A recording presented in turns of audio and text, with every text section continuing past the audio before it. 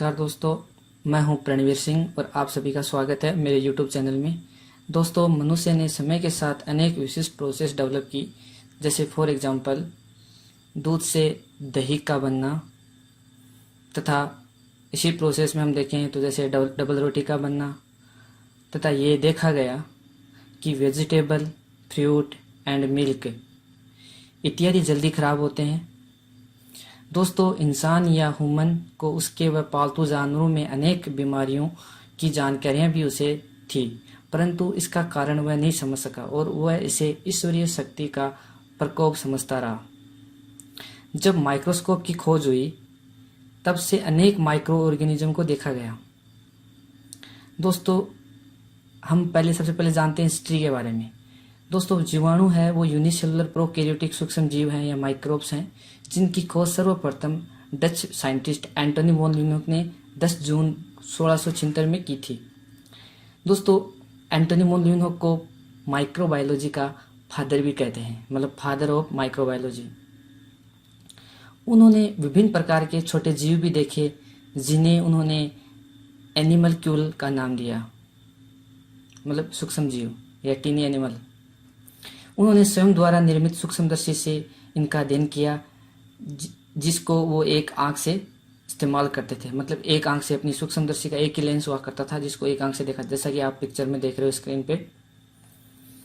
इसके बाद दोस्तों, बैक्टीरिया जो शब्द है, जो वर्ड है, उसका दुनिया में सबसे पहले, जो दुनिया के अंदर सबसे पहले उपयोग किया गया था, वो क्या कहता है, एहनबर्ग के द्वारा 1828 में।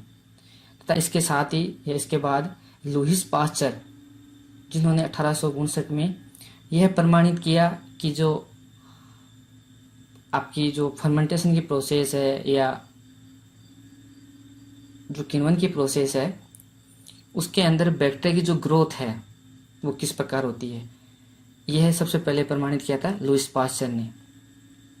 दोस्तों, लुईस को बैक्टीरियोलॉजी का फादर भी कहते हैं। जो साइंटिस्ट हैं लुईस, उनको फादर ऑफ बैक्टीरियोलॉजी भी कहते हैं। इसके साथ साथ उन्होंने जो स्पॉन्टेनियस जनरेशन की जो थ्योरी है वो भी दी थी, जो कि आपने छोटी क्लासों में पढ़ा होगा। स्वान नेक का एक कोनिकल फ्लास्क होता है, जिसके अंदर जो लाइफ का ओरिजिन है वो समझाया जाता है, जीवन की जो उत्पत्ति है वो समझाई जाती है, उसको स्पॉन्टेनियस जनरेशन कहते हैं। और इन्होंने सबसे पहले रेबीज और एंथ्रेक्स जो डिजीज हैं, उनके वैक्सीन या उनके टीके भी इन्होंने सबसे पहले डेवलप किए थे। और इनको बैक्टीरियोलॉजी का फादर इसीलिए कहते हैं क्योंकि इन्होंने एक महत्वपूर्ण जो ये रिसर्च की थी। दोस्तों, इसके बाद जो बैक्टीरियोलॉजी के फाउंडर हैं वो है कोहेन, जिन्होंने 1870 के अंदर बैक्टीरिया की जो मोर्फोलॉजी है उसके बेसिस पे क्लासिफाइड किया था। अब पढ़ेंगे हम जनरल बैक्टीरियोलॉजी, यानी बैक्टीरिया के बारे में जो मुख्य पॉइंट है, मुख्य जो बिंदु हैं, मेन पॉइंट है, उनके बारे में। सबसे पहले जो बैक्टीरिया की जो स्टडी है उसको बोलते हैं दोस्तों बैक्टीरियोलॉजी, जिसके अंदर बैक्टीरिया के बारे में जानकारी मिलती है हमें। और ये जो बैक्टीरियोलॉजी है या बैक्टीरिया की जो स्टडी है वो माइक्रोबायोलॉजी के अंडर में की जाती है। मतलब बैक्टीरियोलॉजी है वो माइक्रोबायोलॉजी की ब्रांच है। इसके अलावा बैक्टीरिया एक सिंगल सेल ऑर्गेनिज्म है जो कि संरचना व साइज, मतलब स्ट्रक्चर और साइज में दूसरों से भिन्न है, तथा इसकी साइज 0.3 से 5 माइक्रोन में वेरी करती है, यानी इसके बीच होती है। दोस्तों, बैक्टीरिया में जो मेम्ब्रेन बाउंड ऑर्गेनल्स हैं, यानी कोशिकांग जिसको बोलते हैं ऑर्गेनल्स, सेल ऑर्गेनल्स, जैसे न्यूक्लियस है, न्यूक्लियर मेम्ब्रेन जो चारों ओर प्रेजेंट होती है, जेनेटिक मटेरियल है, साइटोप्लाज्म में इसका जो बिखरा रहता है वो है, जिसको हम न्यूक्लियोइड कहते हैं। मतलब इसमें एक तो सेल मेम्ब्रेन जो मेम्ब्रेन बाउंड ऑर्गेनल है वो एब्सेंट होते हैं, और जो जेनेटिक मटेरियल वो प्रेजेंट होता है उसको न्यूक्लियोइड कहते हैं। कुछ बैक्टीरिया में एक्स्ट्रा क्रोमोसोमल डीएनए भी होता है दोस्तों, जिसको हम भली भांति जानते हैं प्लाज्मिड कहते हैं। ये प्लाज्मिड डबल स्टैंडर्ड डीएनए होता है जो सेल्फ रेप्लिकेटेड कर सकता है, यानी खुद का अपना रेप्लिकेशन कर सकता है, इतनी कैपेसिटी होती है, बिकॉज इसमें ओआरआईसी रीजन होता है, ओरिजिन ऑफ रेप्लिकेशन रीजन होता है। Around the outside cell membrane, मतलब सेल मेम्ब्रेन के चारों ओर सेल वॉल प्रेजेंट होती है, जो कि पेप्टिडोग्लाइकेन की बनी होती है। इसके बारे में हम डिटेल से डिस्कशन इसी चैप्टर में नेक्स्ट करेंगे। जो बैक्टीरिया है उसकी सेल वॉल के जस्ट नीचे सेल मेम्ब्रेन प्रेजेंट होती है या उपस्थित होती है, जो कि लिपिड व प्रोटीन की बनी होती है। मतलब फॉस्फोलिपिड और जो मेम्ब्रेन है, outer inner integral membrane, protein membrane है, उससे बनी होती है। दोस्तों, जो यूकैरियोटिक सेल है जैसे बैक्टीरिया सेल के अंदर आपने देखा होगा कि साइटोप्लाज्म में जो मेम्ब्रेन कवर्ड ऑर्गेनल्स हैं, जैसे आपने क्लोरोप्लास्ट का नाम सुना होगा, माइटोकॉन्ड्रिया का नाम सुना होगा, या आपने सुना होगा गोल्जी बॉडी, है ना। ये सारे के सारे जो ऑर्गेनल हैं वो सारे बैक्टीरिया सेल में एब्सेंट होते हैं, यानी अनुपस्थित होते हैं। और जो न्यूक्लियस है वो भी लगभग एब्सेंट होता है, बट जेनेटिक मटेरियल है वो प्रेजेंट होता है। बैक्टीरिया जो फोटोसिंथेसिस करते हैं, आई मीन जिनके अंदर क्लोरोफिल होता है या पिगमेंट्स प्रेजेंट होते हैं, उनको दोस्तों फोटोट्रोफी कहते हैं। और जो केमिकल का ब्रेक डाउन करके, जो बैक्टीरिया केमिकल्स को ब्रेक डाउन करके, केमिकल सब्सटेंस को ब्रेक डाउन करके अपना फूड का डेवलपमेंट करते हैं, उनको क्या बोलते हैं? कीमोट्रोफी बोलते हैं। ठीक है, मतलब फोटोसिंथेसिस करते हैं उनको फोटोट्रोफी, और केमिकल से ब्रेक डाउन करके अपना फूड बनाते हैं उनको कीमोट्रोफी। बैक्टीरिया में ओनली सेक्सुअल रिप्रोडक्शन होता है फ्रेंड्स, सेक्सुअल रिप्रोडक्शन एब्सेंट होता है। जनरली इसमें कोई ऐसे ऑर्गेनल्स नहीं होते हैं जिनसे सेक्सुअल रिप्रोडक्शन कर सके, बट हम थोड़ा बहुत देखेंगे सेक्सुअल रिप्रोडक्शन भी थोड़ा बहुत होता है, थोड़ा सा आउटर सेक्सुअल रिप्रोडक्शन होता है। और जो इसमें सेक्सुअल रिप्रोडक्शन होता है वो बाइनरी फ्यूजन के थ्रू होता है। तो हम अब इसका थोड़ा सा शेप के बेसिस पे बैक्टीरिया को देखेंगे कि उसकी साइज के बेसिस पे बैक्टीरिया है वो किस प्रकार का दिखाई देता है। और जो शेप के बेसिस पे हमने बहुत बार पढ़ा होगा कि बैक्टीरिया है वो डिफरेंट 4 या 5 टाइप का होता है। जैसे अगर हम सबसे पहले स्टडी देखें या स्टडी करें तो राउंड शेप जो बैक्टीरिया है, मतलब गोलाकार जीवाणु या स्पेरिकल बैक्टीरिया, वो स्पेरिकल बैक्टीरिया है उसको हम एज ए मतलब कोकाई या कोकस कहते हैं सिंगुलर फॉर्म में देखें तो। और ये जो कोकस बैक्टीरिया है एकदम से गोलाकार नुमा या एकदम गोलाकार होता है, जैसे माइक्रोकोकस बैक्टीरिया का नाम है ना। तो इस प्रकार से जो एकदम से गोलाकार होगा उसको कोकस कहेंगे या कोकाई कहेंगे। और इसी फॉर्म में अगर राउंड शेप के साथ जैसे एक गोला है तो उसको कोकस कह देंगे, अगर 2 गोले हैं तो उसको क्या बोलेंगे हम? डिप्लोकोकस कह देंगे या डिप्लोकोकाई कह देंगे। कोकस तो सिंगुलर हो गया, ठीक है। अगर प्लूरल देखें कोकस का तो वो हो गया कोकाई, तो कोकाई 2 होंगे तो डिप्लोकोकाई, है ना। अगर 3 होंगे तो मतलब एक श्रृंखला में होंगे, एक चेन में होंगे तो उसको स्ट्रेप्टोकोकाई कह देंगे, ठीक है। तो ये तो बात हो गई हमारी कोकस बैक्टीरिया के बारे में। अगर उसकी स्ट्रक्चर रोड शेप है ना, तो उसको क्या बोलेंगे हम? बेसिलस बोलेंगे, बेसिलस बैक्टीरिया ना। इस प्रकार के जो बैक्टीरिया हैं वो छड़ या दंडाकार के होते हैं। प्रत्येक जो बेसिलस बैक्टीरिया वो विभिन्न प्रकार का हो सकता है, व्यवस्थित रह सकता है, मतलब जोड़े में, सिंगुलर, है ना। ऐसे जैसे आप स्ट्रक्चर में देख रहे हो अपनी स्क्रीन पे रोड शेप, है ना। तो इस प्रकार जो रोड शेप बैक्टीरिया होगा उसको क्या बोलेंगे हम? बेसिलस बैक्टीरिया बोलेंगे। और इसी फॉर्म में अगर हम तीसरा देखें तो विब्रो टाइप का, मतलब ऐसे बैक्टीरिया, छोटे बैक्टीरिया जो मुड़े हुए हो या कर्व्ड हो, है ना, कोमा टाइप में हो, आकार में हो, और फ्लेजिलेटेड होते हैं ये, ठीक है। और इनमें जो फिलामेंटस है या जो इसका फ्लेजिला है वो ज़्यादातर मोनोटाइकस होते हैं, मतलब एक ही फ्लेजिला प्रेजेंट होता है विब्रो टाइप के बैक्टीरिया के अंदर। और इसके बाद नेक्स्ट हम देखें तो होगा स्पाइरल। स्पाइरल का मतलब होता है कुंडलित या सर्पिल आकार। ये जो बैक्टीरिया हैं वो खासकर मतलब अधिकतर जो स्वतंत्र इसकी जो यूनिट्स हैं कोशिका की वो प्रेजेंट होती हैं अर्थ पे। और विभिन्न जातियों की जो व्यक्तिगत जीवाणु कोशिकाएं हैं वो लंबी होंगी थोड़ी और सर्पिल आकार में होंगी, मतलब सांप के जैसे या एक्सेट्रा, जो भी आप समझो। इसका जो एग्जांपल अगर आप देखें तो स्पाइरलम वोल्युटेंस है या माइनस है, ये है इसकी स्पीशीज का नाम है। जो भी अगर आपको ध्यान में रहता है तो ठीक है, अदरवाइज ये याद रखिएगा कि इसका जो कुंडलित या सर्पिल आकार है या स्पाइरल फॉर्म में है वो है बैक्टीरिया का। तो ये तो थे 4 टाइप जो हमने शेप के बेसिस पे लिए। अब जो नेक्स्ट टाइप है इसका वो है सेल वॉल की कंपोजिशन। दोस्तों बैक्टीरिया में सेल वॉल बहुत इंपॉर्टेंट रोल प्ले करती है। जो सेल वॉल है वो बैक्टीरिया की जो आउटर ऑलमोस्ट जो सरफेस है उसका कंपोजिशन करती है, उसको संगठित करती है। तो सेल वॉल के बेसिस पे जनरली बैक्टीरिया है वो 2 प्रकार के हैं, ग्राम पॉजिटिव और ग्राम नेगेटिव। जो ग्राम पॉजिटिव है वो बैक्टीरिया की सेल वॉल थोड़ी सी डिफरेंट होती है कंपेरिजन टू ग्राम नेगेटिव, मतलब तुलनात्मक अगर देखें तो ग्राम पॉजिटिव की सेल वॉल है और ग्राम नेगेटिव की सेल वॉल है वो डिफरेंट होगी। उनकी सेल वॉल में खासकर ये डिफरेंस है कि जो ग्राम नेगेटिव बैक्टीरिया है उसकी सेल वॉल है उसमें एक आउटर मेम्ब्रेन प्रेजेंट होती है, और ग्राम पॉजिटिव की जो सेल वॉल है उसमें थोड़ा सा जो लिपिड का कंपोजिशन है वो ज़्यादा होता है। जो सेल वॉल है वो विभिन्न डिफरेंट टाइप की लेयर की बनी होती है, जिनकी मोटाई अलग अलग स्पीसीज में अलग अलग होती है। जो ग्राम पॉजिटिव जो बैक्टीरिया है उसकी जो सेल वॉल है वो 20 से 25 नैनोमीटर, व ग्राम नेगेटिव की जो बैक्टीरिया सेल वॉल है वो 10 से 15 नैनोमीटर की अपेक्षा मोटी होती है या उसकी थिक होती है। जो सेल वॉल है उसका जो मुख्य भाग है वो बना होता है पेप्टिडोग्लाइकेन। और मैं आपको ये कहूँ कि पॉजिटिव नेगेटिव क्यों बोला जाता है, बिकॉज ये एक प्रैक्टिकल होता है जिसका नाम सुना होगा आपने, क्रिश्चियन ग्राम ने जिसको डिस्कवर किया था सबसे पहले या बताया था लोगों को, ग्राम स्टेनिंग के थ्रू ही दोस्तों हम पता करते हैं कि कौन सा ग्राम पॉजिटिव है और कौन सा ग्राम नेगेटिव बैक्टीरिया है। तो उसके बेसिस पे सेल वॉल की कंपोजिशन है, क्योंकि सेल वॉल की कंपोजिशन से ही वो कलर विजिबल होते हैं और उन कलर के बेसिस पे ही हम पता करते हैं कि पर्पल कलर किसका है, रेड कलर किसका है, ब्लू कलर किसका है। डिफरेंट कलर हैं, उनके बेसिस पे हम डिफ्रेंशिएट करते हैं या अलग अलग बताते हैं कि ग्राम पॉजिटिव बैक्टीरिया कौन सा, ग्राम नेगेटिव बैक्टीरिया कौन सा है। तो हम इसके आधार पे जो सेल वॉल की कंपोजिशन है उसके आधार पे हम दो टाइप से बैक्टीरिया को डिवाइड कर सकते हैं। तो थर्ड आता है दोस्तों, वो है जो गैसेस रिक्वायरमेंट है उसके आधार पे। जो गैसेस रिक्वायरमेंट का मतलब है कि मैन जो अपनी गैस होती है जिसके बेसिस पे एक लिविंग ऑर्गेनिज्म सर्वाइव करता है वो है ऑक्सीजन। तो ऑक्सीजन के बेसिस पे ही इसको हम दो टाइप से या टू टाइप से डिफरेंट जो इसके टाइप्स हैं उनमें डिवाइड करते हैं, एरोबिक और एनारोबिक। दोस्तों एरोबिक का मतलब है कि जो बैक्टीरिया अपने साइटोप्लाज्म में प्रेजेंट जो भी उसका फूड मटेरियल है उसका ऑक्सीडेशन करके एनर्जी को प्राप्त कर लेता है या श्वसन क्रिया द्वारा जो ऊर्जा प्राप्ति कर लेता है उसको हम एरोबिक बैक्टीरिया बोलेंगे।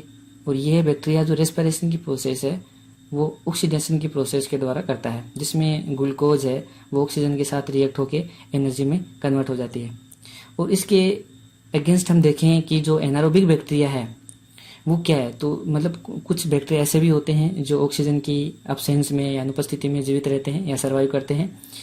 ये मुक्त ऑक्सीजन में या फ्री ऑक्सीजन की उपस्थिति में नष्ट हो जाते हैं। दोस्तों ये जो बैक्टीरिया हैं वो अपने रेस्पिरेशन के लिए ऑक्सीजन और कार्बनिक जो पदार्थ हैं, ऑर्गेनिक जो मटेरियल हैं जैसे शुगर है, इनको प्राप्त करके इनमें प्राप्त करते हैं। और ये इन्हीं को एनारोबिक बैक्टीरिया कहते हैं जिनके अंदर ऑक्सीजन की ज़रूरत नहीं होती अपने जो ऑक्सीडेशन जो फूड का ऑक्सीडेशन है वो करने के लिए। तो ये क्या करते हैं, ग्लूकोज को सीधा ऊर्जा के अंदर कन्वर्ट करने के लिए अपना ऑक्सीडेशन जो प्रोसेस है उसमें एंजाइम्स का श्रावण करके या स्रावित करके या सेक्रेशन करके अपनी जो प्रोसेस है वो कंप्लीट कर लेते हैं। और इनके जो ऑक्सीडेशन की प्रोसेस होती है उसमें एनर्जी बहुत ही कम रिलीज होती है, बहुत ही लो एनर्जी है वो रिलीज होती है कंपेरिजन टू जो एरोबिक बैक्टीरिया है उनके। इसके बाद दोस्तों नेक्स्ट आता है न्यूट्रिशनल पैटर्न के आधार पे, मतलब जो बैक्टीरिया है उसके अंदर पोषण पे आधारित जो वर्गीकरण है वो किस प्रकार से होता है या कितने उसका पैटर्न है वो कितने टाइप का होता है। तो दोस्तों ये दो टाइप का होता है, ऑटोट्रोफिक मतलब स्वपोषित जीवाणु और हेटेरोट्रोफिक बैक्टीरिया मतलब परपोषी या दूसरे पे डिपेंड रहने वाला बैक्टीरिया। तो दोस्तों जो हेटेरोट्रोफिक बैक्टीरिया है वो क्या होता है, किसी और के ऊपर सर्वाइव के लिए अपने जीवन को व्यापन करने के लिए अपने आप को उस पर डिपेंडेंट रहता है या उस पर निर्भर रहता है, सेल्फ डिपेंडेंट नहीं रहता है। और जो ऑटोट्रोफिक बैक्टीरिया है वो क्या है कि खुद अपना भोजन बनाता है, मतलब स्वपोषी जीवाणु है वो वैसे दो प्रकार से होते हैं, जैसे मैंने बताया था आपको कि एक होता है प्रकाश से जो अपना भोजन बनाता है फोटोसिंथेटिक बैक्टीरिया, और एक ना केमिकल जो रसायन जो होते हैं उनका ब्रेक डाउन करके फूड बनाता है, भोजन बनाता है, उसको रसायन स्वपोषी या कीमोसिंथेटिक बैक्टीरिया या कीमोट्रोफिक बैक्टीरिया कहते हैं। और जो बैक्टीरिया फोटोसिंथेसिस करके अपना फूड बनाता है उसको हम फोटोसिंथेटिक बैक्टीरिया या फोटो ऑटोट्रोफिक बैक्टीरिया भी कहते हैं। ठीक है, तो ये थे दोस्तों आज हमने पढ़ा कि ये जो शेप है, सेल वॉल की कंपोजिशन है या गैसेस रिक्वायरमेंट है, जो न्यूट्रिशनल पैटर्न है उसके आधार पे जो बैक्टीरिया है वो डिफरेंट टाइप के हो सकते हैं। तो ये था हमारे इस चैप्टर के अंदर कि बैक्टीरिया का जो टाइप है, बैक्टीरिया का जो प्रकार है उनके बारे में। और नेक्स्ट हम पढ़ेंगे हम अब कि जो बैक्टीरिया है उसकी स्ट्रक्चर कैसी होती है, मतलब बैक्टीरिया जो स्ट्रक्चर है वो किस प्रकार की होती है, बैक्टीरिया दिखता कैसे है वो हम पढ़ेंगे। तो दोस्तों सबसे पहले बैक्टीरिया के अंदर हम देखें तो एक बहुत ही बढ़िया एनिमेशन डायग्राम आपको स्क्रीन पे दिख रहा है जिसमें बैक्टीरिया का जो फ्लैजिला है, एक पूंछनुमा जो संरचना है वो दिखाई दे रही है, वो है बैक्टीरिया का फ्लैजिला जो फ्लैजिलिन प्रोटीन का बना होता है और ये इसके मूवमेंट में हेल्प करता है दोस्तों। क्योंकि जरूरी नहीं है बैक्टीरिया में फ्लैजिला होता है, ह्यूमन की बॉडी में या एनिमल की बॉडी में जो स्पर्म होते हैं वो भी उनके अंदर भी फ्लैजिला होता है, वो भी उनके मूवमेंट में या उसके जो चलन में, मोटालिटी में हेल्प करते हैं।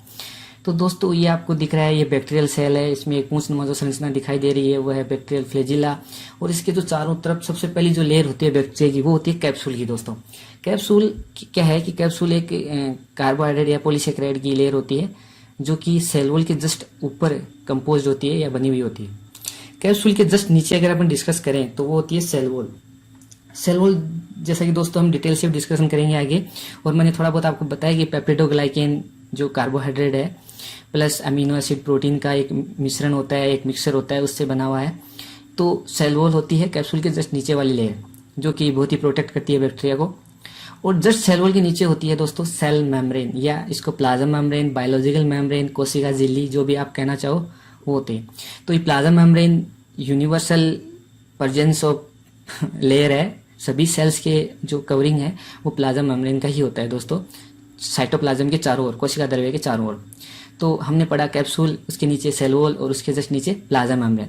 प्लाज्मा मेम्ब्रेन के जस्ट नीचे होता है दोस्तों साइटोप्लाज्म। साइटोप्लाज्म पूरा एक लिक्विड मटेरियल है जिसको प्रोटोप्लाज्म भी कहते हैं अपन दूसरी भाषा में। जो साइटोप्लाज्म उसके अंदर अगर हम यूकैरियोटिक की बात करेंगे तो यूकैरियोटिक में बहुत सारे सेल ऑर्गेनल्स होते हैं जो कि एक मेम्ब्रेन कवर रहते हैं, मेम्ब्रेन से घिरे हुए रहते हैं। लेकिन बैक्टीरिया में ऐसा कुछ नहीं है, बैक्टीरिया में कोई भी सेल ऑर्गेनल ऐसा नहीं है जो कि अपनी मेम्ब्रेन से घिरा हुआ हो। बट साइटोप्लाज्म के अंदर, बैक्टीरिया के अंदर उसका जो अनुवांशिक पदार्थ है, जो जेनेटिक मटेरियल वो प्रेजेंट होता है, जिसको डीएनए या अपन न्यूक्लियर या न्यूक्लियर डीएनए या सर्कुलर डीएनए कह सकते हैं। ठीक है। इसके अलावा दोस्तों इसके चारों ओर जो सेल है उसके चारों ओर छोटी छोटी संरचनाएं दिखाई दे रही हैं जो आपको एनिमेटेड हो रही है आपकी स्क्रीन पे। इनको बोलते हैं पिलाई। मतलब कहने का मतलब है कि जो बैक्टीरिया है उसके सबसे बड़ा जो एक फ्लैजिला होता है, जो फाइबरनुमा स्ट्रक्चर आपको दिख रही है सर्पिलाकार में, इससे थोड़ी छोटी स्ट्रक्चर होती है, उनको पिलाई बोलते हैं। ठीक है, फिम्बरी या पिलाई। और इसके अलावा बैक्टीरिया के अंदर दोस्तों प्लाज्मिड होता है जो सर्कुलर डीएनए होता है, पूरा गोलाकार है, डबल स्टैंडर्ड डीएनए होता है, सेल्फ रेप्लिकेटिंग होता है, खुद का रेप्लिकेशन या खुद का अपना पुनरुद्भवन कर सकता है, यानी पुनरावृत्ति कर सकता है, सॉरी।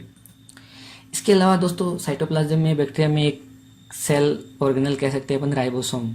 राइबोसोम प्रेजेंट होता है, एक प्रोटीन मशीनरी है ये, बैक्टीरिया को प्रोटीन बना के सपोर्ट करता है, उसको सर्वाइव के लिए, उसके जीवन व्यापन के लिए जितनी बैक्टीरिया के पास प्रोटीन होती है वो सारी राइबोसोम बनाता है। और इसके अलावा एक मेसोसोम नाम की स्ट्रक्चर भी होती है जो आपकी स्क्रीन पे दिख रही है। मेसोसोम का मतलब है कि इसमें जो रेस्पिरेटरी जो एंजाइम्स हैं या बहुत सारे इसके ऑक्सीडेशन में जो हेल्पफुल एंजाइम्स हैं वो इसमें स्टोर रहते हैं दोस्तों। इसके अलावा कोई इसका वैसे हेल्पफुल नहीं है, ये ओनली एंजाइम्स वगैरह को कलेक्ट किए रखते हैं क्योंकि इसके अंदर माइटोकॉन्ड्रिया नहीं होता, थोड़ा बहुत एसेंशियल वर्क करती है माइटोकॉन्ड्रिया की जगह। तो ये दोस्तों थी बैक्टीरिया की जो सेल है। आई होप आपको बहुत बेटर ढंग से समझ में आया होगा, बहुत ही अच्छे से क्लियरिटी मैंने समझाया आपको। तो दोस्तों ये था जनरल सी इसका इंट्रोडक्शन बैक्टीरिया का, इसकी जनरल सी स्ट्रक्चर। डिस्कस करेंगे कि बैक्टीरिया के अंदर जो सेल है उसका जो पूरा जो कवरिंग है, उसके अंदर जो मटेरियल है, उसके अंदर कितने कंपोनेंट्स हैं, ऐसे कितने कंपोनेंट ऐसे प्रेजेंट है बैक्टीरिया के सेल में जिनकी हम डिटेल से डिस्कशन कर सकते हैं। तो जो मेन पॉइंट्स हैं वो मैं आपको बताने की कोशिश करूंगा, आपको समझाने की कोशिश करूंगा। तो दोस्तों बैक्टीरिया के अंदर सबसे आउटर मैंने अभी आपको दिखाया फ्लैजिला होता है, उसके नीचे कैप्सूल प्रेजेंट होता है, उसके नीचे सेल वॉल होती है, उसके नीचे प्लाज्मा मेम्ब्रेन होती है और प्लाज्मा मेम्ब्रेन के नीचे एक लिक्विड मटेरियल प्रेजेंट होता है जो साइटोप्लाज्म या कोशिका द्रव्य कहते हैं। और उस कोशिका द्रव्य में न्यूक्लियोइड पूरा बिखरा हुआ रहता है, यानी डीएनए है, उसका आरएनए है, जो भी है वो उसमें बिखरा हुआ रहता है। और उसके अंदर ही थोड़ा सा साइड में एक और एक्स्ट्रा क्रोमोसोमल डीएनए होता है जिसको हम प्लाज्मिड कहते हैं। और प्लाज्मिड के अलावा जो एक और प्रोटीन मशीनरी है जिसके बारे में अभी हमने डिस्कस किया वो राइबोसोम। तो दोस्तों ये 8 कंपोनेंट ऐसे हैं, मतलब 8 ऐसे पॉइंट हैं या ऐसे पार्ट्स ऑफ बैक्टीरियल सेल हैं, बैक्टीरियल सेल के भाग हैं जिनके बारे में हम डिस्कस करेंगे। तो सबसे पहले हम बात करते हैं दोस्तों फ्लैजिला की। तो अब हम डिस्कस करेंगे फ्लैजिला के बारे में। जो फ्लैजिला है वो बैक्टीरियल सरफेस पे प्रेजेंट होता है और इसकी जो लेंथ है वो बैक्टीरियल सेल से भी लंबी होती है, मतलब अधिक होती है। इसकी जो लेंथ है लगभग 15 से 20 माइक्रोमीटर तक होती है। फ्लैजिला है वो फ्लैजिलम, इसका जो सिंगुलर है फ्लैजिलम है, इसका मीनिंग होता है विप, मतलब कोड़ा या रस्सी, रस्सीनुमा जो स्ट्रक्चर होती है। दोस्तों फ्लैजिला है वो फ्लैजिलिन प्रोटीन का बना होता है। दोस्तों रिसेंटली पता लगा है कि जो फ्लैजिला है उसका जो मूवमेंट है, यानी मूवमेंट करने का काम, उसके अलावा भी उसका कुछ फंक्शन है जैसे पीएच और टेम्परेचर के प्रति सेंस करना। इसके अलावा स्टूडेंट्स यूकैरियोटिक फ्लैजिला है जैसा कि आपने देखा होगा कि जो गैमेट्स होते हैं प्लांट्स एंड एनिमल्स में, उनमें भी पाया जाता है। मतलब जो गैमेट्स हैं उनको मूवमेंट करने में हेल्प करता है। और ये उसमें जो प्लांट्स एनिमल में पाया जाता है जो फ्लैजिला, उसका जो बनावट है वो ट्यूबुलिन प्रोटीन द्वारा बना होता है। ये फ्लैजिला की जो स्ट्रक्चर है वो 3 पार्ट्स में डिवाइड है। इसमें सबसे पहला जो पार्ट है वो है बेसल बॉडी, और इसके अंदर जो सेकंड पार्ट है वो है हुक, और जो थर्ड पार्ट है वो फिलामेंट का है। कहने का मतलब ये है कि बेसल बॉडी जो उसका आधारी काय भाग है, सेकंड भाग उसके हुक का है जो उसके मिडिल पार्ट है, और थर्ड पार्ट है फिलामेंट का या शाफ्ट का, तंतु का, हिंदी में अगर बोला जाए तो तंतु नुमा जो संरचना है। तो ये जो 3 मुख्य भाग हैं, इन तीनों मुख्य भागों से मिलकर बना होता है फ्लैजिला। दोस्तों फ्लैजिला है, उसके अंदर जो उसका बेसल पॉइंट है या उसका जो बेसल भाग है, बेसल बॉडी है, वो डिफरेंट टाइप के छड़नुमा लेयर से बना होता है। इसको मेम्ब्रेन रिंग, सब मेम्ब्रेन रिंग, पेप्टिडोग्लाइकन रिंग है, लिपोपॉलीसेकेराइड रिंग, डिफरेंट टाइप की रिंग है जो आगे हम डिस्कस करेंगे इनके बारे में। तो इन वलय या रिंगों द्वारा मिली हुई संरचना है। और इसका जो हुक पार्ट है वो फिलामेंटस और जो आधार काय के बीच को जोड़ता है, वो दोस्तों एक हुक नुमा संरचना होती है जो दोनों भागों के बीच में उपस्थित होती है, व्यवस्थित रहती है, रेंज रहती है। तो सबसे पहले हम बात करेंगे बेसल बॉडी की। तो दोस्तों बेसल बॉडी है वो एक छोटी छड़नुमा संरचना होती है या रिंगों द्वारा घिरी हुई संरचना होती है, जिनमें 5 टाइप की रिंग होती है। सबसे पहले एम रिंग या सी रिंग, उसके बाद एस रिंग, उसके बाद पी रिंग और एल रिंग।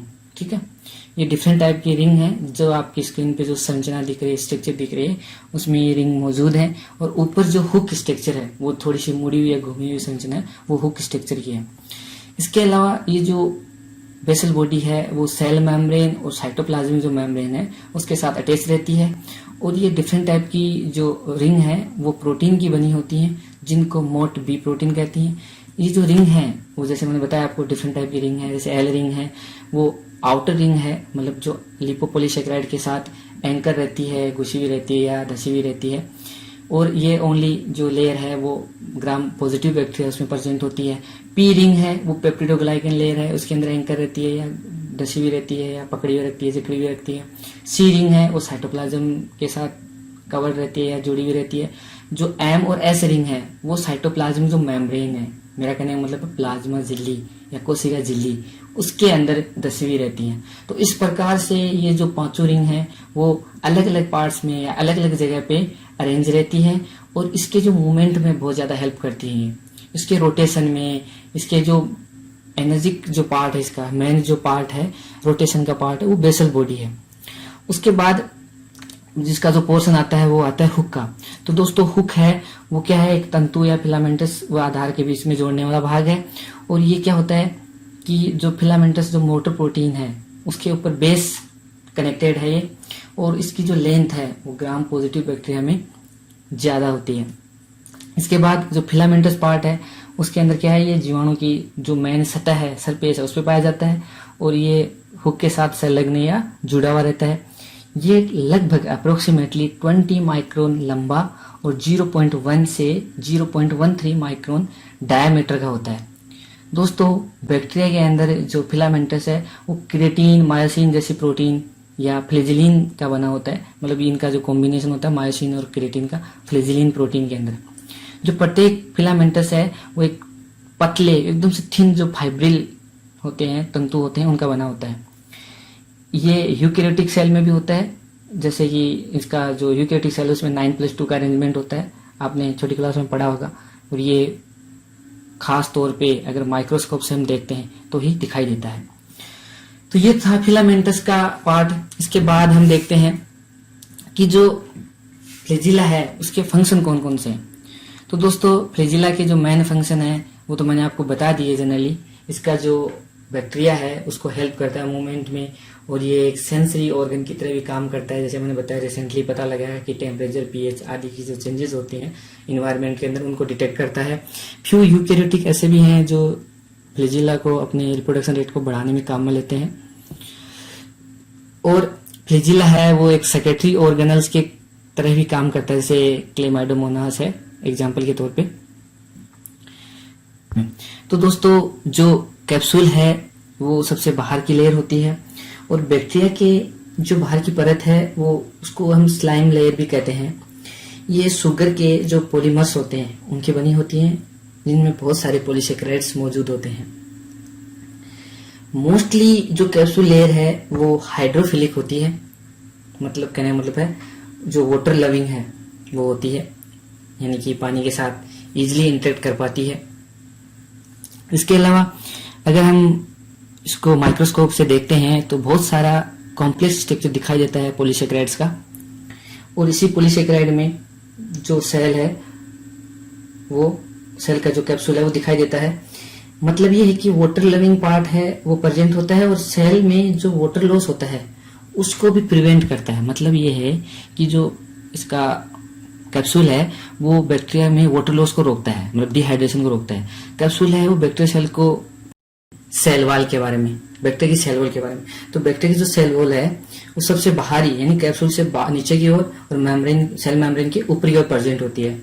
तथा ये पेप्टिडोग्लाइकेन या म्यूरिन, जिसको म्यूरिन एसिड भी कहते हैं, इसकी बनी होती है। और इसी सेल वॉल की बेसिस पे ही बैक्टीरिया है, उसको दो टाइप से हमने अभी डिवाइड किया था, ग्राम पॉजिटिव और ग्राम नेगेटिव सेल वॉल। और ये जो ग्राम स्टेनिंग है उसके बेसिस पे हम इनको डिवाइड कर सकते हैं। जो सेल वॉल है वो बड़ी ही रिजिड होती है, रिजिड संरचना होती है जो बैक्टीरिया को निश्चित शेप प्रदान करती है। और दोस्तों ये इसमें बहुत सारे पॉलीमर्स होते हैं, है ना, और इसमें नाग, नाम, सबिनट्स भी होते हैं, और विभिन्न प्रकार की जो स्पीसीज हैं बैक्टीरिया की, इनके अंदर ये डिफरेंट टाइप की हो सकती है। I mean, इनके अंदर जो लिपिड है या जो प्रोटीन है उसका कंपोजिशन अलग हो सकता है। इसमें अगर हम इसकी स्ट्रक्चर देखें तो आप देख रहे हो अपनी स्क्रीन पे कि ग्राम नेगेटिव और ग्राम पॉजिटिव बैक्टीरिया की सेल वॉल। तो सबसे आउटर जो ग्राम नेगेटिव बैक्टीरिया उसमें सेल मेम्ब्रेन होती है, बट इसमें सेल वॉल आती है, ठीक है। और इसके अलावा आप देख रहे हो कि जो ग्राम नेगेटिव बैक्टीरिया है उसके अंदर दो मेम्ब्रेन है और बीच में एक लिपिड की लेयर है। लेकिन ग्राम पॉजिटिव बैक्टीरिया में क्या है कि सीधा डायरेक्टली क्या है पेप्टिडोग्लाइकेन, और पेप्टिडोग्लाइकेन के ऊपर आउटर स्ट्रक्चर है वो लिपोटिकोइक एसिड की बनी होती है। बट ग्राम नेगेटिव बैक्टीरिया में क्या है, लिपिड ए प्रेजेंट है सेल मेम्ब्रेन में, और पेप्टिडोग्लाइकेन की बहुत ही थिन लेयर प्रेजेंट है। बट अगर आप देखोगे ग्राम पॉजिटिव बैक्टीरिया है उसके अंदर पेप्टिडोग्लाइकेन की एक थिक लेयर है, मोटी लेयर है, ठीक है। तो ये बहुत ही मेजर डिफरेंस है दोनों के अंदर। और ये पेप्टिडोग्लाइकेन है वो दो सब यूनिट से मिलकर बना होता है, यानी दो ग्लूकोज की डेरिवेटिव्स हैं जिनको नाग एंड नाम। नाग और नाम का मतलब है, फुल फॉर्म का मतलब है एन एसिटाइल ग्लूकोसामिन और एन एसिटाइल म्यूरामिक एसिड। ये दोनों के दोनों जो है इनके नीचे क्या होते हैं, अमीनो एसिड जुड़े होते हैं जो डी अमीनो एसिड कहते हैं इनको, और ये क्रॉस लिंक से जुड़े रहते हैं, ठीक है। और एक फाइलम है क्लेमाइडिया, ठीक है। और इसके अंदर क्या होता है, ये अपीयर नहीं होती है, ये जो पेप्टिडोग्लाइकेन है ये अपीयर नहीं होता है। हम डिस्कस करेंगे सेल मेम्ब्रेन के बारे में, जो कि जस्ट आपकी सेल वॉल के जस्ट नीचे प्रेजेंट होती है, जिसको हम प्लाज्मा मेम्ब्रेन भी बोलते हैं।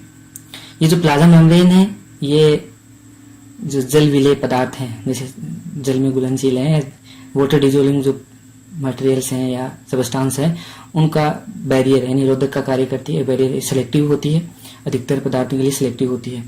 और जो प्लाज्मा मेम्ब्रेन है वो मैक्सिमम जो इसका कंपोजिशन है वो 40% फोस्फोलिपिड एंड 60% प्रोटीन, मतलब मैक्सिमम प्रोटीन्स प्रेजेंट होता है और 40% आपका फोस्फोलिपिड प्रेजेंट होता है।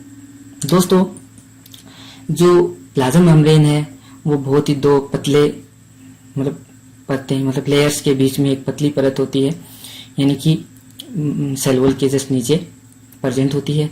और ये दो जो बाइलेयर होती है फोस्फोलिपिड की उससे मिलकर बनी होती है। इसमें दो पार्ट्स होते हैं फोस्फोलिपिड के, एक होता है आपका हाइड्रोफिलिक एंड एक होता है हाइड्रोफोबिक। जो हाइड्रोफिलिक होता है वो क्या होता है, जल रागी, मतलब हाइड्रोफिलिक जल रागी मतलब वाटर से क्या होता है, वाटर की तरफ होता है, जहां पानी होता है उस साइड होता है। और जो हाइड्रोफोबिक है वो आंतरिक साइड से होता है, मतलब फैटी एसिड जो चेन आपको दिखाई दे रही है वो अंदर की तरफ इसीलिए होती है क्योंकि ये पानी से दूर भागती है, वाटर हेड पार्ट है या वाटर से दूर भागता है। और जो फोस्फोलिपिड का जो पोर्शन है वो वाटर लविंग पार्ट है, इसलिए इसको हाइड्रोफिलिक, और जो फैटी एसिड की चेन है उसको हाइड्रोफोबिक कहते हैं अपन। तो दो चीजें ध्यान में रखिएगा, जो फोस्फोलिपिड है वो हाइड्रोफिलिक है और जो फैटी एसिड है वो हाइड्रोफोबिक है। तो कहने का मतलब ये है कि फोस्फोलिपिड है वो वाटर लविंग पार्ट है और फैटी एसिड है वो वाटर हेड पार्ट है, हेड करता है, ग्रहण करता है। इसके अलावा इसके अंदर पूरी पूरी जो तरलता होती है, प्रोटीन्स के मॉलिक्यूल होते हैं, वो मूवमेंट करते रहते हैं। इसके बाद हम डिस्कस करते हैं कि प्लाज्मा मेम्ब्रेन है, उसके अंदर प्रोटीन कैसी कैसी होती है। तो प्लाज्मा मेम्ब्रेन के अंदर दो टाइप की बेसिकली प्रोटीन होती है, एक इसके अंदर दसी हुई प्रोटीन होती है और एक इसके सरफेस पे मौजूद होती है। जो सरफेस पे मौजूद होती है उसको पेरिफेरल प्रोटीन कहते हैं, और जो इसके अंदर दसी हुई प्रोटीन होती है उसको इंटीग्रल मेम्ब्रेन प्रोटीन कहते हैं या ट्रांस मेम्ब्रेन प्रोटीन कहते हैं। और इसका जो non polar hydrophobic fatty acid होते हैं वो प्रेजेंट होते हैं। इसके अलावा पोलर जो हाइड्रोफोबिक हैं, हाइड्रोफिलिक हैं, जो मैंने अभी बताया था आपको कि हेड पार्ट है, फोस्फोलिपिड पार्ट है, वो पोलर हाइड्रोफिलिक होता है, और जो फैटी एसिड का पार्ट है वो नॉन पोलर हाइड्रोफोबिक होता है। कहने का मतलब ये है कि पानी से दूर रहता है ये सीरा, और जो पोलर हाइड्रोफिलिक पार्ट है वो पानी के एकदम से नजदीक रहता है, पानी के साथ इंटरेक्ट किए हुए रहता है। इसके बाद हम डिस्कस करेंगे दोस्तों साइटोप्लाज्म के बारे में। साइटोप्लाज्म है वो कोशिका द्रव्य कह सकते हैं अपन हिंदी में अगर देखा जाए तो। इसके अंदर बहुत सारे शुगर मॉलिक्यूल, प्रोटीन के मॉलिक्यूल, आरएनए, डीएनए सब के सब घुले हुए रहते हैं, बिखरे हुए रहते हैं इसके अंदर, क्योंकि बैक्टीरिया के अंदर कोई भी जो मेम्ब्रेन बाउंड ऑर्गेनल है वो एब्सेंट होते हैं। मेम्ब्रेन किसी भी ऑर्गेनल में नहीं होती है, आई थिंक ऑर्गेनल तो होते नहीं है, एक दो होते हैं जैसे राइबोसोम वगैरह है, और जो डीएनए है उसके आरएनए है, प्रोटीन है, वो सारा साइटोप्लाज्म में ही बिखरा रहता है। इसलिए जो साइटोप्लाज्म है वो बैक्टीरिया सेल को ग्रोथ, मेटाबॉलिज्म या रेप्लिकेशन सबको कैरिड आउट करता है। साइटोप्लाज्म है या साइटोसोल है वो क्या होता है, एकदम से फ्लूइड होता है, ठीक है, जिसके अंदर मैंने कहा अभी बहुत सारे मॉलिक्यूल जैसे protein, amino acid, sugar, nucleotide, salt, vitamin, enzymes, DNA, ribosome, सारे मॉलिक्यूल्स हैं वो साइटोप्लाज्म के अंदर ही फ्लोट करते रहते हैं, तैरते रहते हैं या बिखरे हुए रहते हैं, ठीक है। तो ये साइटोप्लाज्म की कंपोजिशन है, कोई ज्यादा कॉम्प्लेक्स फॉर्म में नहीं रहता है साइटोप्लाज्म बैक्टीरिया का, क्योंकि यूकैरियोटिक के कंपैरिजन में बहुत ही इजी वे में, मैनर में ये अरेंज रहता है। उसके बाद हम दोस्तों इसके बारे में डिस्कस करते हैं न्यूक्लियोइड। बहुत ही छोटा जीनोम है बैक्टीरिया का, बहुत ही इतना कॉम्प्लेक्स नहीं है। अगर ह्यूमन की बात करें, अगर किसी एंजियोस्पर्म या कोई भी जिम्नोस्पर्म प्लांट की बात करें, उनकी कंपेरिजन में बहुत ही इजी सा जीनोम है इसका, बहुत ही इजी सा इसका जो जेनेटिक मटेरियल है वो है। तो एक डबल स्टैंडर्ड डीएनए होता है जो कि इसके साइटोप्लाज्म में प्रेजेंट होता है, जिसको न्यूक्लियोइड कहते हैं, और एक एक्स्ट्रा क्रोमोसोमल डीएनए भी होता है जिसको हम प्लाज्मिड कहते हैं, और ये सेल्फ रेप्लिकेटिंग और सेल्फ अपना डुप्लीकेशन कर सकता है ये, ठीक है। और वैसे इसका कोई प्रोटीन सिंथेसिस में कोई रोल नहीं होता है प्लाज्मिड का खास तौर पे, लेकिन ये प्रेजेंट होता है इसके कुछ एसेंशियल जो रोल है वो प्ले करने के लिए। जो न्यूक्लियोइड है दोस्तों वो रीजन साइटोप्लाज्म में एकदम से फ्रीली लोकेटेड रहता है, और ये क्या करता है, मेम्ब्रेन बाउंड और न्यूक्लियस, जैसे मैंने बताया भी कि यूकैरियोटिक में एकदम से मेम्ब्रेन बाउंड न्यूक्लियस होता है, लेकिन प्रोकैरियोटिक में एकदम से इजी सा सिंपल सा आपका साइटोप्लाज्म में जेनेटिक मटेरियल है वो प्रेजेंट होता है। तो ये था अपना न्यूक्लियोइड, इसमें कुछ ज्यादा खास नहीं है। अगर हम जीन्स की बात करेंगे, जीनोम की बात करेंगे, तब हम इसको डिटेल से पढ़ेंगे। फिलहाल हमें बेसिक सा पता होना चाहिए कि जो न्यूक्लियोइड है वो क्या है बैक्टीरिया के अंदर, और प्लाज्मिड है वो क्या है। इसके बाद आता है अपना नेक्स्ट जो टॉपिक है वो है प्लाज्मिड। प्लाज्मिड है वो मैंने अभी बताया कि एक्स्ट्रा क्रोमोसोमल डीएनए है, और ये क्या करता है, ज्यादातर प्लाज्मिड वगैरह है वो हमने रिकॉम्बिनेंट डीएनए टेक्नोलॉजी है उसमें इस्तेमाल किए जाते हैं ज्यादातर, इसीलिए इसको माइलस्टोन भी है एक तरह का कि किसी भी जेनेटिक मटेरियल को एक सेल से दूसरी सेल में ट्रांसफॉर्मेशन कर सकता है।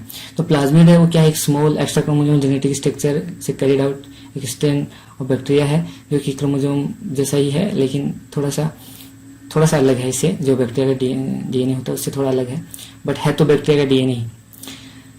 जो प्लाज्मिड है वो रिप्रोडक्टिवली खुद को अपने आप को अपनी कॉपी बना सकता है, ठीक है। और जब बाइनरी फ्यूजन होता है बैक्टीरिया में, जब सेल डिवीजन होता है, तो अपने आप की ये कॉपी बना के जो नेक्स्ट जनरेशन है बैक्टीरिया की उसमें ट्रांसफॉर्म हो जाता है। प्लाज्मिड है मैंने अभी बताया कि इंडिपेंडेंटली मतलब स्वतंत्र रूप से अपना रेप्लिकेशन कर सकता है, और इसको मतलब एक्स्ट्रा सर्वाइवल के लिए कुछ किसी चीज की जरूरत नहीं होती है, इसका एडवांटेज है। इसके बाद हम बात करते हैं राइबोसोम की, जो बहुत ही मुख्य इंपॉर्टेंट पार्ट है बैक्टीरियल सेल का, जिसमें सारी जैसे मैंने अभी बताया था फ्लैजिला फ्लैजिलिन का बना होता है, पाइलिन पिलाई जो बना होता है, जो स्ट्रक्चर है वो पाइलिन प्रोटीन की बनी होती है, फ्लैजिलिन, माइसिन, जब मैंने जो प्रोटीन्स के नाम लिए, और बैक्टीरिया अपनी मेटाबॉलिज्म में एंजाइम्स वगैरह को यूज करता है, सारे जो प्रोटीन्स है उनका निर्माण ये राइबोसोम करता है। राइबोसोम खासकर बैक्टीरिया के अंदर थोड़े से डिफरेंट होते हैं। अगर हम बात करें यूकैरियोटिक सेल के अंदर जो मशीनरी होती है, खास तौर पे यूकैरियोटिक सेल में भी प्रेजेंट होते हैं 70S राइबोसोम, बट बैक्टीरिया के अंदर मोस्टली 70S राइबोसोम होते हैं। और जो कि 2 सब यूनिट से मिलकर बने होते हैं। अगर हम इसकी स्ट्रक्चर को देखें, एक लार्ज सब यूनिट होती है, एक स्मॉल सब यूनिट होती है, जिसको 50s और 30s के नाम से जाना जाता है। एस का मतलब स्वेडबर्ग कोएफिशिएंट, 30 और 50 क्या है, लार्ज और स्मॉल सब यूनिट है। आप अगर स्ट्रक्चर में देख रहे हो तो एक टीआरएनए है जो एक कैविटी के अंदर धसा हुआ है। ये टीआरएनए क्या करता है, एक्टिवेटेड अमीनो एसिड को लेके आता है, और जो एमआरएनए पे प्रूफ रीडिंग होती है, जिसपे जेनेटिक कोड्स होते हैं अपने, उन पे ला के एक अमीनो एसिड को टेस्ट करता है और ऐसी प्रोटीन बनती है। दोस्तों आपको पता ही होगा थोड़ा बहुत। तो इसके आगे हम बात करते हैं कि ये जो ट्रांसलेशन की प्रोसेस में, तो आपको पता ही है, ये तो मैंने बता दिया कि आपको ये सारे जो जेनेटिक कोड है उनको रीड करके पूरा प्रोटीन है, जो इंफ्रास्ट्रक्चर है पूरा बैक्टीरिया के अंदर, उसका निर्माण करता है। जो बैक्टीरिया राइबोसोम है वो बहुत ही सिमिलर होते हैं यूकैरियोटिक के, बट तो डिफरेंट इसलिए है क्योंकि ये यूकैरियोटिक सेल में बहुत टाइप के होते हैं, मतलब 70s और 80s दोनों टाइप के होते हैं। यूकैरियोटिक सेल में माइटोकॉन्ड्रिया और क्लोरोप्लास्ट होते हैं, उनमें 70s होते हैं, और यूकैरियोटिक में खुद का जो प्रोटीन सिस्टम है, जैसे न्यूक्लियस के अंदर से जो ट्रांसक्राइब्ड आरएनए है वो निकल जाएगा, उसके लिए जो प्रोटीन बनाएगा वो 80s बनाता है, बट उसके जो सेल ऑर्गेनल है उनमें 70s राइबोसोम पाया जाता है। बट स्लाइटली थोड़ा इसका जो बैक्टीरिया का राइबोसोम है वो छोटा होता है, स्मॉल होता है। तो ये था दोस्तों आज हमारा टॉपिक बैक्टीरिया के बारे में। मैंने खास तौर पे दोस्तों अपने तरफ से पूरी जो इन्फॉर्मेशन है वो कलेक्ट करने की कोशिश की है। फिर भी इंसान हो, कुछ गलती हो तो माफ करना, और इतनी धैर्य से, इतने पेशेंस से मेरा ये वीडियो देखने के लिए आपका बहुत बहुत धन्यवाद। थैंक यू दोस्तों। खुश रहिए, मुस्कुराते रहिए और हंसते रहिए, और अगर जो जरूरतमंद है उनको शेयर कीजिएगा ये वीडियो और सब्सक्राइब कीजिएगा। बाकी दोस्तों आपकी मर्जी।